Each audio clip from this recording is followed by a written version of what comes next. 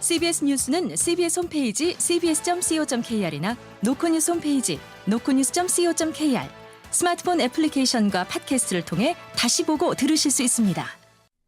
부산 소식입니다. 부산에서 대낮에 흉기 살인을 저지른 50대 유튜버가 경찰에 구속됐습니다.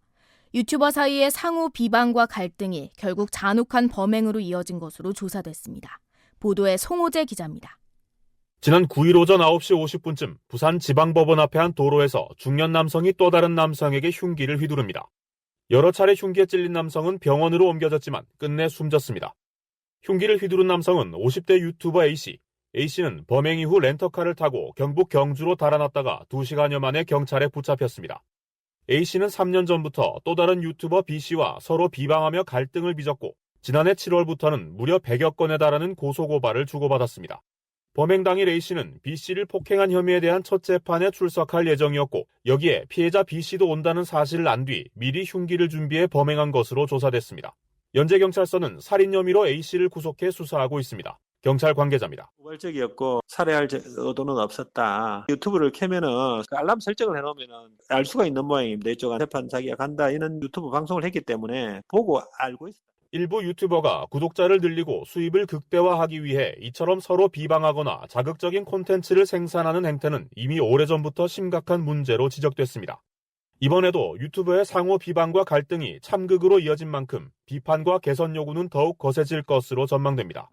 한편 A씨는 경주로 달아난 뒤 커피 전문점에 방문해 커피를 마시는가 하면 붙잡힌 뒤에도 파출소에서 버젓이 자신의 휴대전화를 사용해 유튜브에 글을 올리는 등 이해하기 힘든 행각을 반복했습니다. 구속 전 피의자 신문에도 어차피 구속될 거라며 출석을 포기하는 등 반성하는 모습은 보이지 않아 공분을 사고 있습니다. CBS 뉴스 송호재입니다.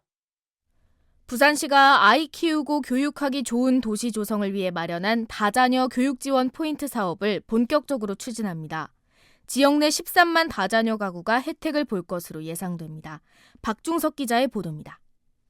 부산형 통합늘봄 프로젝트의 일환인 다자녀 교육 지원 포인트 신청이 오는 20일부터 시작됩니다. 시와 부산교육청이 7대3 비율로 재원을 마련해 추진하는 이 사업은 초중고 학생에 있는 다자녀 가구에 현금과 같은 포인트를 지급하는 방식입니다. 특히 지난해 10월부터 부산의 다자녀 기준이 기존 3자녀에서 2자녀 이상으로 확대되면서 혜택을 받는 집이 13만 가구에 달할 것으로 예상됩니다. 2자녀 가정에는 30만 원, 3자녀 이상 가정에는 50만 원의 교육 지원 포인트가 지급됩니다. 포인트는 지역 화폐인 동백전의 정책 지원금으로 지급되는데 학습 교재와 도서 구입, 독서실과 스터디 카페 등 교육비 항목에 해당하는 동백전 가맹점에서 사용할 수 있습니다.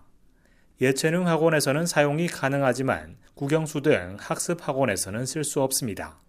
부산시 관계자입니다. 공교육 강화가 지금 목적이니까 사교육은 조금 지양하는 그 이유로 국영수는 안 하는 걸로. 또 교보문고와 영풍문고, 예스24, 알라딘 등 온라인 서점 4곳에서도 사용할 수 있도록 했습니다. 신청은 오는 11월 29일까지 모바일 동백전 앱을 통해 가능하며 자녀와 주민등록이 같은 세대면 즉시 포인트가 지급되고 분리세대일 경우 가족관계등록부 확인 후 지급됩니다. CBS 뉴스 박중석입니다. 오늘 오후 2시 20분쯤 부산 사하구의 한 조선소에서 선박 용접 중 폭발이 발생해 베트남 국적 30대 작업자 1명이 숨지고 40대 남성 1명은 전신에 3도 화상을 입었습니다. 구조에 나섰던 사하소방서 소속 30대 구조대원도 경상을 입었습니다. 경찰과 소방당국은 폭발이 일어난 이유 등을 조사한다는 방침입니다. 부산 정재계와 시민단체 등은 오늘 오후 2시 국회 본관 앞에서 기자회견을 열고 제21대 국회 임기가 끝나기 전에 부산 글로벌 허브도시 특별법과 산업은행 부산 이전 관련 법 개정안을 처리해달라고 촉구했습니다. 이들은 지방 소멸의 국가적 위기 경보가 끊임없이 울리고 있다며 정부 여당과 야당 최고 책임자들은 두 법안을 조속히 처리하기 위해 힘을 합쳐야 한다고 강조했습니다. 오늘 기자회견에는 부산 상공회의소 양재생 회장과 지방분권 균형발전 부산시민연대 박재율 대표, 국민의힘 김도읍 김미애 의원과 더불어민주당 전재수 의원 등 120여 명이 참석했습니다. 전공이 집단 사직으로 촉발된 의료 공백 사태로 부산대병원이 수백억 원의 재정 피해를 입은 것으로 나타났습니다. 전공의들이 병원을 떠난 지난 2월부터 현재까지 부산대병원의 입원 외래 환자 수는 지난해 같은 기간보다 6만 2천여 명이 줄었고 수술 건수도 2천여 건 감소해 누적 손실액이 350억 원으로 추정됩니다. 매일 3억에서 5억 원의 손실이 발생하고 있는 가운데 병원은 명예퇴직 접수를 중단하고 직원에게 무급휴직을 자유롭게 쓰도록 하는 등 비상경영체제 최고 단계를 적용 중입니다. 지역 법인 택시업계의 운영난이 심화하고 있는 가운데 부산시가 1년여 전 해제한 택시 부재, 즉 강제 휴무제 제도입을 정부에 요청했습니다.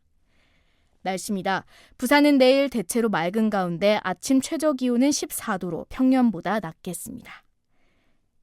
부산 지역 현재 기온은 20.7도, 현재 습도는 56%입니다. 부산 CBS 저녁 종합 뉴스를 마칩니다. 지금까지 진행해 엔지니어 차유진, 기자 정혜린, 아나운서 하유진이었습니다.